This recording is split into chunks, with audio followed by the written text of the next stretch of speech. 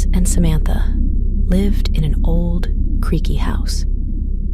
Their mom had inherited it after the previous owners passed away. The house was filled with ancient furniture, including a massive wardrobe in their shared room. The wardrobe was ornate, its wooden surface adorned with intricate carvings. Samantha loved the wardrobe. "I hope we get to keep it," she said to Tobias. "Do you think Mom will let us?" Tobias rolled his eyes.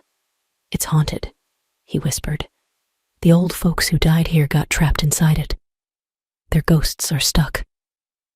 Samantha scoffed. "That's nonsense." But Tobias had other plans.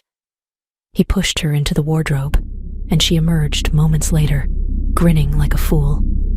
"It's magical," she exclaimed. "There's a whole country inside. I was gone for hours." Tobias dismissed her excitement. "It was only a second," he retorted. "Don't tell Mom, or I'll punch you." That night, Samantha stood before the wardrobe again. "I'm going on an adventure," she declared, disappearing inside. Tobias had enough. He slammed the heavy door shut, muffling her screams.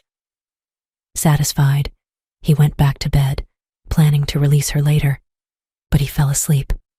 Hours passed, and his frantic mom woke him. "Where is she?" she demanded.